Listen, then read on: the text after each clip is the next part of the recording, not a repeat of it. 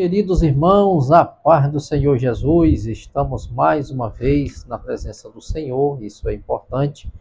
Eu quero agradecer a cada um de vocês por ter assim assistido os nossos vídeos, ter se inscrito nesse canal. Que Deus abençoe muitíssimo a vida de cada um. Queridos, nós estamos de posse da lição de número 5, 3 de novembro de 2024, e o assunto da nossa lição é a promessa de salvação. É tão maravilhoso que eu digo que é um dos temas mais importantes das páginas seletivas da Bíblia Sagrada. Salvação. É algo que nós devemos refletir, pensar, repensar, meditar, conhecer esse plano, esse projeto de Deus para a nossa vida. E a lição de hoje ela vai falar justamente sobre esse plano que é tão maravilhoso, aonde o próprio Deus ele demonstra o seu imensurável amor por cada um dos seus filhos. Observe claramente que o texto áureo diz assim: na verdade vos digo que quem ouve a minha palavra e crê naquele que me enviou, tem a vida eterna e não entrará em condenação, mas passou da morte para a vida. Olha o que é que Jesus está dizendo. Em verdade vos digo, todo aquele que crê em mim e nas minhas palavras, ele tem a vida eterna. Essa pessoa não entrará em condenação, mas terá a luz da vida. Isso é tão importante que o que a palavra de Deus ela vai estabelecer para nós é que nós devemos crer. Crer na palavra do Senhor. Crendo nesta palavra, já está garantido a vida eterna. Às vezes as pessoas acham muito difícil aceitar isso, mas é verdade. O Espírito Santo ele vai te dar todas essas diretrizes para que você possa assim estar observando claramente o que a palavra de Deus nos ensina. Olha outra coisa importante, a verdade prática diz assim: a promessa da vida eterna é a maior bênção divina para todo aquele que crê em Jesus Cristo. Olha só, a promessa da vida eterna é a maior bênção do Senhor para aqueles que, para todo aquele que crê em Jesus Cristo. É por isso que Jesus ele vai declarar: quem crê em mim, ainda que esteja morto, viverá. Isso é importante, isso é poderosa essa palavra. Faz-nos a cada dia estarmos basilados nesse propósito. Queridos, a lição de hoje ela vai estar baseada em 3 pontos, 3 objetivos muito importantes. E o primeiro objetivo desta lição de hoje é falar justamente da salvação. Explicar biblicamente a promessa da salvação. O segundo ponto, mostrar a natureza da promessa da salvação. E o terceiro, refletir a respeito da importância da salvação. Como nós sempre temos feito, vamos trazer aqui a lição de uma forma prática e bem objetiva, resumidamente, para que você possa seguir essas diretrizes e assim professor e alunos, pegue caneta e papel para que você possa estar aqui anotando essas referências e assim você esteja enriquecendo o seu estudo de domingo, porque a lição ela é maravilhosa, ela é grandiosa mesmo. Olha o que diz a introdução. Essa introdução ela é muito importante você observar a parte introdutória da lição para que você possa assim entrar no assunto já com todo o gás e trazendo para os alunos definidamente qual é o propósito desta aula. Levar eles a despertar, pensar e também viver, praticar esta salvação que é tão maravilhosa. A salvação é um dos mais importantes temas das páginas da Bíblia, pois é a principal promessa de Deus para a humanidade. A doutrina bíblica da salvação leva-nos a conhecer quão grande é o amor de Deus para com o ser humano. Olha só, quando fala de natureza da salvação, ou quando se fala de salvação, é tão importante que é na salvação que Deus, ele revela o seu imensurável, o seu grandioso, o seu poderoso amor para com cada um dos seus filhos. Observe aonde Deus ele se revela para o homem de uma forma tão intensa que ele é capaz de abrir mão do seu trono de glória e vir habitar entre esses homens. Olha o que aqui diz João 3,16. Deus amou o mundo de tal. Nenhum historiador, comentarista, escritor, estudioso conseguiu definir a profundidade, conseguiu dissecar esse tema que João 3,16 fala. Tal. Deus amou de tal. Aí eles buscam, eles estudam, eles se aprofundam, eles tentam dimensionar qual é a profundidade desse tal, qual é a intensidade, qual é o limite desse tal maneira. Eles não conseguem mensurar isso. Por que eles não conseguem mensurar? Porque jamais alguém vai esquadrinhar os pensamentos de Deus. Jamais alguém pode mensurar, calcular o tamanho, a grandeza de Deus. Eu acredito que esse tal, ele é tão grandioso como o nosso Deus é grande. Essa é a explicação mais óbvia. O tal é tão grande quanto Deus é grande, porque não tem explicação, não se pode mensurar o tamanho desse tal maneira que deu seu filho. Ou seja, o amor de Deus para conosco ele é tão grandioso que o que nós devemos fazer é nos render a essa vontade. Isso é maravilhoso. Olha só o que diz o ponto 1. A promessa da salvação. Uma maravilhosa salvação. Só. Assim como no Antigo Testamento, aquela serpente que foi levantada ali no deserto, e as pessoas que eram doentes, as pessoas que estavam acometidas com enfermidades, pessoas que estavam até mesmo, como muitos falam, estavam até mesmo amaldiçoada, a pessoa olhando para aquela serpente, ela era curada.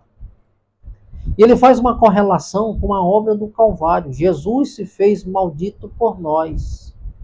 E lá na cruz do Calvário, Jesus estava cravando o meu e o seu pecado. A Bíblia diz assim, e ele levou sobre si, Isaías capítulo 53, as nossas dores e as nossas enfermidades. O castigo que nos traz a paz estava sobre ele. Ou seja, todo o mal que havia no homem, toda a condenação que havia no homem, Jesus levou sobre si. Jesus cravou-lhe lá na cruz do Calvário todos os nossos pecados, as nossas culpas.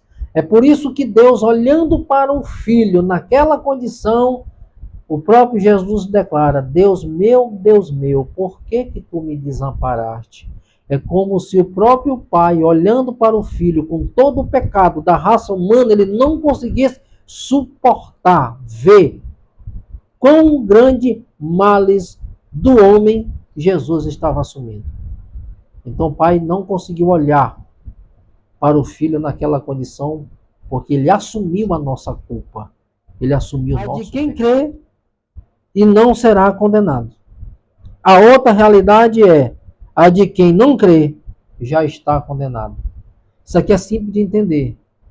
Essa palavra, quem crê em mim, será salvo. Quem não crê, já está. O que Jesus está dizendo, aquele que está no estado de condenação, aceitando a Jesus, ele sai dessa condição. Aquele que não confessa Jesus como seu Senhor e Salvador, ele já está, porque ele está falando da condição. Por quê? Porque Paulo diz em Romanos capítulo 3, verso 23, porque todos pecaram e destituídos estávamos da glória. Por quê? Porque Paulo está dizendo o seguinte, olha, não havia nenhum justo sequer, no verso 9. Não havia ninguém que buscasse a Deus. Não havia ninguém que fosse capaz de promover um culto de arrependimento. Ninguém por si só queria Deus. É por isso que Jesus está dizendo o seguinte: quem crer em mim será salvo. Quem não crer já está. Por quê? Porque todos nós estávamos nesse estado de condenação. Quem nos libertou desta condição foi Cristo Jesus. E uma vez nós reconhecendo e confessando. Por quê? Porque nós cremos nele. Por isso nós fomos salvos. E aqui Jesus está mostrando. E quem não crê já está. Ou seja, tu permanece onde tu está, meu filho. Tu permanece na tua condição. Item 2 diz assim: a obra da salvação. O Evangelho de João nos mostra que a obra da salvação é uma providência de Deus para salvar o ser humano de uma condenação eterna. É tão importante que a palavra aqui, salvação, no grego é sotéria, traz um sentido de livramento, de perigo, de ameaça. Saúde, livramento da prisão, livramento do dilúvio. Dessa maneira, a salvação, ela primeiro dita, tem a ver com os que recebem a Cristo. Jesus como seu suficiente Salvador. Ou seja, a palavra sotéria, a palavra salvação, está salvando no quê? Ela diz claramente. A palavra salvação está nos salvando, que, em primeiro lugar, ela nos livra do perigo, de ameaças. De quê? Da condenação. Segundo, saúde, livramento da prisão. Por quê? Porque nós estávamos presos, aprisionados pelos nossos pecados, pelos nossos vícios, pelas nossas práticas pecaminosas. Estávamos presos. Estávamos algemados, acorrentados. Quem quebrou essas correntes? Quem quebrou essas algemas? Jesus Cristo. Aí ele nos deu saúde, nos deu vida, nos deu liberdade, nos deu paz. É por isso que a gente hoje desfruta dessa paz. E Jesus, ele diz: a minha paz eu vos dou, e eu não dou como o mundo a dá. Não se turbe o vosso coração. Jesus está promovendo paz. Então salvação é isso. Traz liberdade, saúde, paz, alegria para mim e para a sua vida. Então, não desperdiça essa oportunidade. Olha só, o item 3, o Salvador.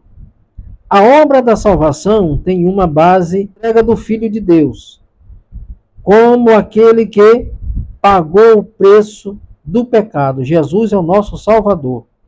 Olha só, o termo grego, soter, salvador, libertador, preservador, conservador. Olha só o sentido que essa palavra soter traz. Salvador. Nos salvou de quê? Da condenação. Nos salvou do juízo. Nos salvou da ira do Pai que estava sobre nós. Poucas pessoas falam sobre isso. Mas quando Jesus estava lá na cruz morrendo, ele estava aplacando a ira de Deus que estava sobre nós. É importante pensar sobre isso, refletir sobre isso. Uma outra coisa importante que nesse mesmo tópico fala, o Evangelho de João nos revela que todo ser humano foi corrompido pelo pecado e por isso precisa de um Salvador. Como eu disse em Romanos 3,9, todos pecaram.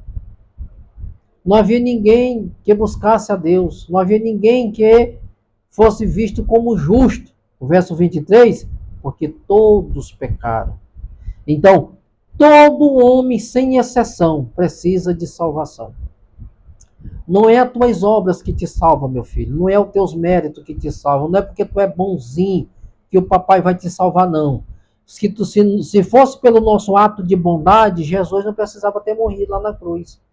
Então, Jesus morreu para que nós pudéssemos reconhecer o sacrifício de Jesus e aceitá-lo como Salvador e Senhor das nossas vidas. Essa é a proposta do Evangelho. Quem tem caneta, anota aí, Romanos capítulo 10, versículo 9. Ele diz assim: se tu crê no teu coração que Jesus Cristo morreu e ressuscitou dentre os mortos, tu serás salvo. Verso 10 diz assim: com o coração se crê para a justiça e com a boca se confessa para a salvação. Versículo 13 desse mesmo capítulo: Todo aquele que invocar o nome do Senhor será salvo. É a Bíblia que está mostrando isso. Então não tem como nós venhamos desmerecer isso, ignorar essa verdade. Não tem como ignorar. Precisamos reconhecer. Não é os nossos méritos. A própria Bíblia diz, pela graça sois salvos por meio da fé. Isso não vem de vós, é dom de Deus. Não é das obras para que nenhum homem venha se gloriar. Você não tem mérito nenhum na salvação, é Deus. É Ele, foi Ele que morreu lá na cruz. Foi Jesus que entregou-se a si mesmo. Então o homem não tem mérito, é Deus. O que nós precisamos é reconhecer o sacrifício de Jesus e aceitar como Senhor e Salvador da nossa vida. Ponto 2 diz assim, a natureza da salvação.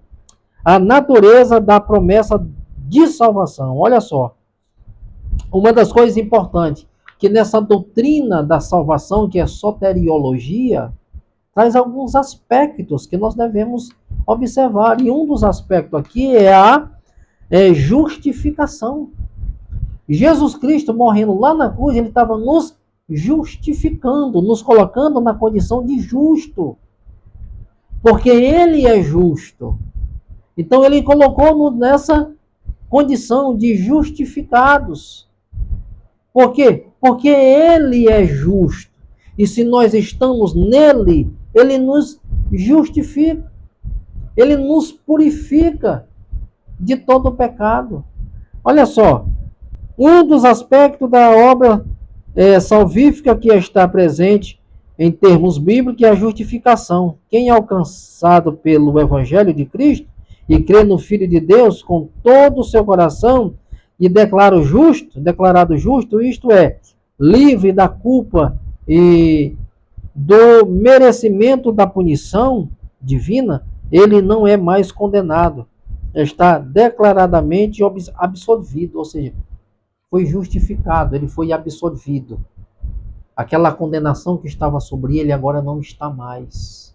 Aquela cédula que condenava, que rotulava ele como um criminoso, como um malfeitor, como um transgressor, Jesus rasgou aquela cédula. Isso é tão importante que no Antigo Testamento, eu vou trazer aqui rapidinho, no Antigo Testamento, quando alguém comprava em um determinado estabelecimento e não pagava aquela dívida, o nome daquela pessoa era escrito em um cartaz e eles colocavam na porta daquela venda. Então as pessoas passavam ali e viam o nome daquela pessoa, que ele era um mal pagador. Ele tinha uma dívida. O que acontece? Alguém pagava aquela dívida e tirava o nome da pessoa ali, daquela lista ali, rasgava aquilo ali, e ela voltava novamente a ter crédito. A pessoa se tornaria o fiador daquela pessoa. Isso é importante. Isso que Jesus fez. Nós não podíamos pagar a nossa dívida, e Jesus foi lá e pagou a nossa dívida e nos justificou diante de Deus. É por isso que nós devemos a cada dia ser grato. Cristo pagou uma dívida que nem eu e você poderia pagar, e ele pagou. O segundo é regeneração. Olha só, regenerados. Fomos restaurados. Fomos renovados.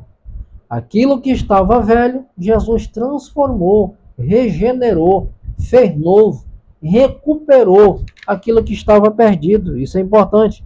Para que a obra da salvação apresentada no Evangelho de João 3, João se manifesta na vida do salvo.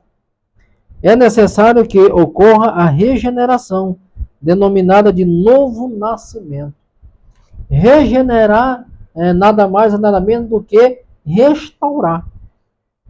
Devolver a forma original. Restaurar. Consertar algumas coisas que está danificada. Esse é o propósito da restauração. Restaurar a intimidade desse homem com Deus. Mudar a velha mentalidade em uma nova mentalidade. Isso é tornar-se novo. Isso que a obra da cruz, do Calvário, fez em nós. Pegou aquele velho homem com os seus pecados, com os seus defeitos, com a sua culpa, com a sua condenação. Jesus vai lá e restaura. Coloca ele na condição de salvos, de limpos, regenerados e transformados para servir o Senhor com alegria. Isso, queridos, é motivo de nós agradecer a Deus, porque Ele fez por mim aquilo que eu não poderia fazer. Ele pagou uma dívida que eu não poderia pagar. Então Jesus fez isso. Isso é restauração. Essa obra é feita, olha só, esta obra ela é feita diretamente pelo Espírito Santo. Então o pecador se torna filho de Deus, nova criatura que anda em novidade de vida. Romanos 8,16. 2 Coríntios 5,17. Uma vez que nascemos de novo, passamos a fazer parte da família de Deus. Olha só. Paulo escrevendo em 2 Coríntios 5,17, ele diz assim, ó, aquele que está em Cristo. Portanto, se alguém está em Cristo, é nova criatura. As coisas velhas já passaram e eis que tudo se fez novo. Sabe o que é que Paulo está dizendo? Ei, a tua velha mentalidade, a tua velha forma de pensar, os teus velhos comportamentos, aquilo que tu fazia que entristecia a Deus, tudo isso é passado a partir de uma decisão que você toma agora de viver com Cristo. E tudo em nós é novo, porque agora nós temos uma nova mentalidade. Ó, o item 3, santificação. Essa aqui é uma das mais importantes. Santificação é um aspecto da salvação como resultado da obra do Calvário, de nosso Senhor Jesus em primeiro lugar, por meio da justificação e da regeneração, somos santificados por Deus de maneira posicional, ou seja, imediatamente. Em segundo lugar, nós somos santificados de maneira progressiva por meio do relacionamento com Cristo. Esse processo ocorrerá até o advento da nossa glorificação final por ocasião da transformação do nosso corpo ao advento do arrebatamento da igreja. Olha só, querido, duas coisas acontecem aqui. A salvação, quando você confessa Jesus Cristo, Ele perdoa os teus pecados, aquilo é instantâneo. Você é salvo porque você reconheceu o seu pecado e confessou. É por isso que Salomão, lá no livro de Provérbios, ele diz, o que confessa e deixa, alcança misericórdia. Jesus, ele faz um convite, vinde a mim, todos vocês que estão cansados e sobrecarregados, eu vos aliviarei. Tomai sobre vós e aprendei de mim, porque sou manso e humilde de coração, e acharei descanso para a vossa alma. Mateus capítulo 11, você pode ler. Isso é importante, que o convite de Jesus é para nos dar vida. E depois que eu aceito a Cristo, eu vou trilhar um caminho que me leva à santificação. Santificação é um processo na vida do homem. É um processo gradual que todos os dias você vai buscando esta perfeição em Cristo Jesus. E o comentador ele falou algo tão importante, que essa santificação é um processo no longo da tua caminhada que ela só vai se findar quando o próprio Jesus vir buscar a sua igreja. Porque aí ele está dizendo que quando chegar esse tempo, eu não preciso de estar passando por esse processo de santificação. Porque o próprio João ele diz que nós só chegaremos à estatura de varão perfeito na glória. Então, enquanto estivermos aqui, nós precisamos nos santificar. Melhor hoje do que eu fui ontem, e melhor amanhã do que eu fui hoje. Tudo isso é um aprendizado.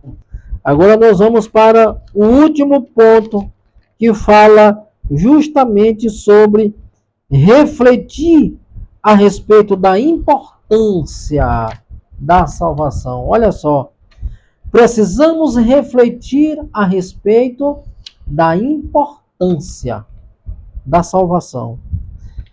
Olha só, promessa e perseverança na salvação. Promessa e perseverança na salvação. Olha aí, professor e aluno, vamos lá. A base da promessa da salvação é Cristo. Isso é indiscutível. O próprio Jesus disse, sem mim nada podeis fazer.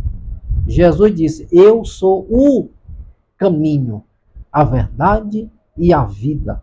E ninguém vem ao Pai a não ser por mim. Mas ninguém vem a mim se o Pai não enviar. Isso é maravilhoso. Então, para chegarmos a Cristo, o Pai nos envia ao Filho para que o Filho possa nos levar ao Pai novamente. Isso é, ou seja, Deus está te enviando para Ele mesmo. Isso é grandioso e profundo. Se você não entendeu, preste bastante atenção nesse ponto aqui.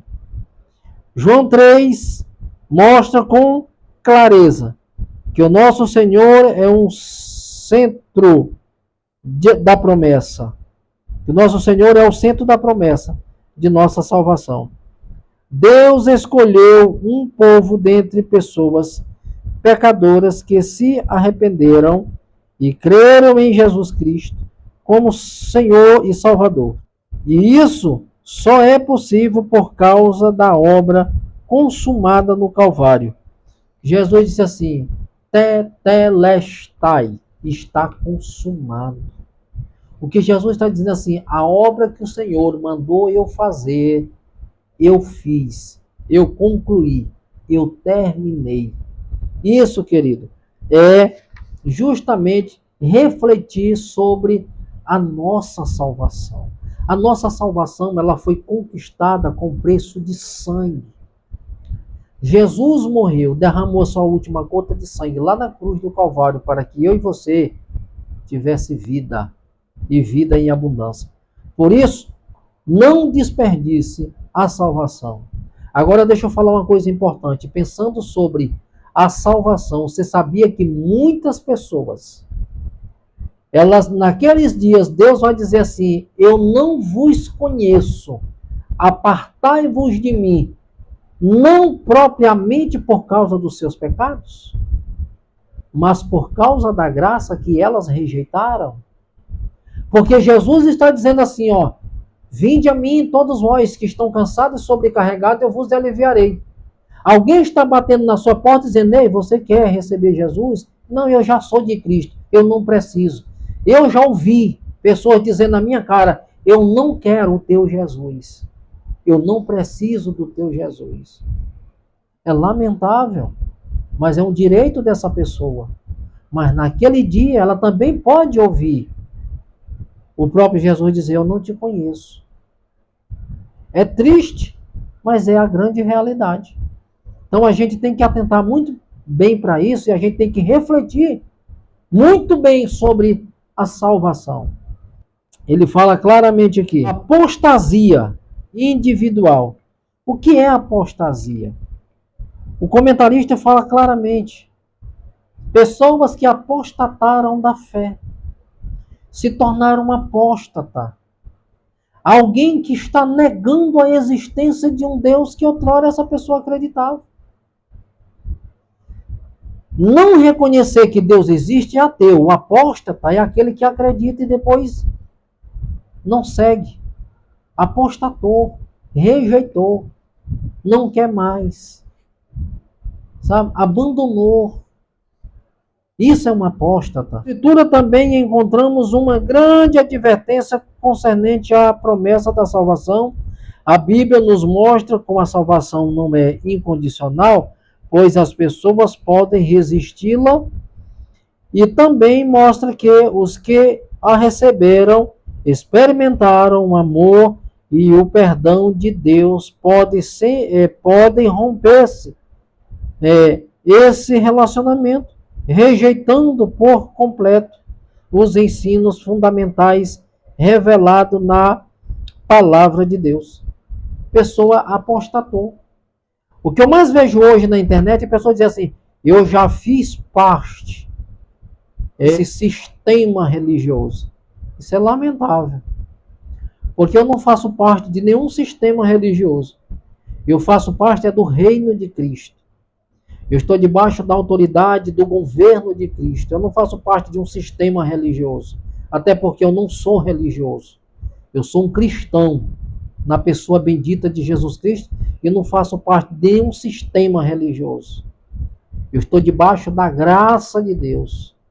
Nós divulgamos o reino de Deus. Divulgamos a liberdade em Cristo Jesus. Porque Jesus não é religioso e não pregou religião. Jesus veio ensinar o caminho. Ele diz, eu sou o caminho. Eu sou o bom pastor. Eu sou o pastor das ovelhas. Eu conheço as minhas ovelhas e as minhas ovelhas me conhecem. Eu chamo pelo nome e elas me obedecem. É tão tal que Jesus bateu contra. Jesus foi um dos pregadores que mais bateu no sistema religioso daqueles dias.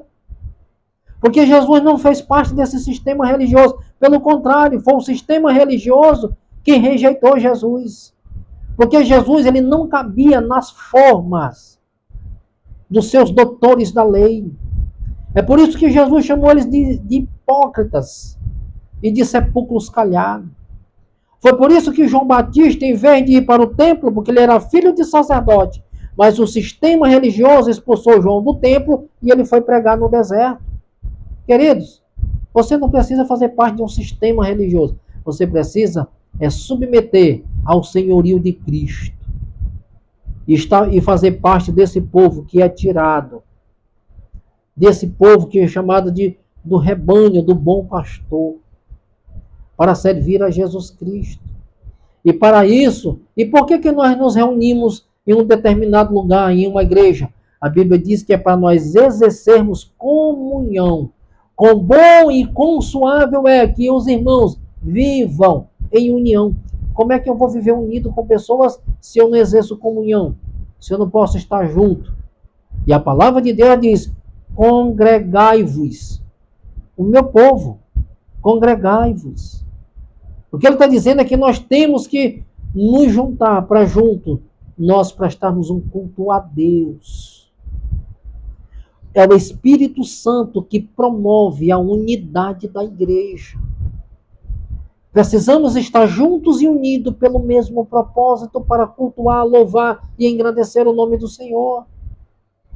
Sem se tornar religiosos, mas nos tornarmos pessoas libertos na pessoa bendita de Jesus Cristo. Olha só, então não seja uma pessoa que apostatou da fé, que abriu mão dos princípios, que deixou de se congregar, porque não conseguiu lidar com os problemas ou perdoar alguém que lhe ofendeu. O que mais acontece é isso. As pessoas, às vezes, ela é ofendida, ela sai da igreja, mas às vezes ela é ofendida lá no trabalho, ele é xingado lá no campo de futebol, mas ele não deixa de jogar a bola dele. É incrível que só sai da igreja. Infelizmente, só a igreja que não dá para ficar com quem não gosta da gente. Infelizmente, é só na igreja, mas em qualquer outro departamento as pessoas toleram. Ela diz, eu vou ficar.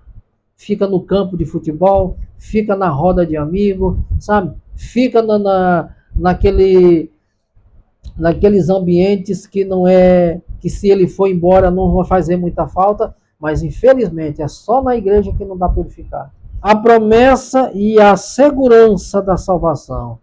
Olha só, a promessa da salvação, ela promove segurança. Eu estou seguro em Cristo. Eu estou firmado nele, porque ele é a rocha eterna. Jesus é a base, ele é os alicerces deste grande edifício. Essa da salvação também nos traz uma consoladora certeza, aquela mesma que o apóstolo Paulo escreveu. Mas de ambos os lados eu estou em aperto. Tanto desejo de partir e estar com Cristo, porque isso é ainda muito melhor. Número 13. Isso é maravilhoso. É por isso que Paulo diz assim, olha, o viver é Cristo, morrer é lucro. Quem não conhece a Cristo tem medo da morte. E quem conhece a Jesus entende que há vida depois da morte. Ah, eu já ouvi muitas pessoas dizer, Que conversa é essa? Morreu, se acabou. O diabo está doidinho que você acredite nisso. Ele está torcendo para que você permaneça nessa ignorância, acreditando que morreu, se acabou. Meu filho, a Bíblia diz que Hebreus capítulo 9, versículo 27, ao homem está posto morrer uma só vez, após a morte segue-se o juízo. Tem gente que acha que fechou os olhos aqui, não vai responder pelos seus atos do outro lado, porque vai. Agora tem uma notícia boa para você. Se você fechar os olhos aqui, está seguro em Cristo, você vai estar seguro nele. Você vai estar no seio de Cristo. Você vai estar com ele, porque é ele que te garante. Eis que estarei convosco todos os dias até a consumação dos séculos. E aqui ele vai estar conosco todos os dias, mas se partirmos daqui, nós vamos estar com ele. Policarpo, bispo da igreja de Esmirna, os romanos acenderam uma fogueira e colocaram ele num madeiro e disseram assim para ele: Policarpo, nega o nome de Jesus. Se tu negar o nome de Jesus, nós não vamos acender esta fogueira. Mas se tu não negares, nós vamos tocar fogo.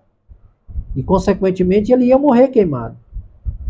Policarpo diz assim: quanto mais rápido vocês acenderem esta fogueira, mais cedo eu verei o meu Senhor na glória. Isso é segurança, gente. Isso é confiança que mesmo se ele morresse, ali não findava para ele. Pelo contrário, a morte era uma ponte que levaria ele para mais perto do Senhor. A morte é uma passagem. Não se engane, não. A morte é uma passagem. Ela vai te transportar para a eternidade. Agora, você que escolhe. Tem muita gente assim, quando eu morrer é que Deus que vai decidir. Não, quem decide isso é você. Quem decidiu por você foi Jesus. Ele morreu lá na cruz para que você tivesse vida e vida em abundância. Isso ele fez por você. Agora você, segundo a palavra de Deus, é que vai decidir qual será o teu futuro. Se for com Cristo, é vida eterna de gozo, de paz e de alegria. E se for sem Cristo, lamentavelmente, mas vai dizer, porque eu não vos conheço. É lamentável, mas essa é a realidade. É a Bíblia que está nos ensinando. Quem crer em mim será salvo. Quem não crê já está condenado. Então, não é balela de pastor. Não tem nada a ver com religiosidade. É a Bíblia Sagrada. Agora, se você crê nessa palavra, o conselho que eu deixo hoje é: se hoje ouvirdes a voz do Senhor, não me endureça o teu coração.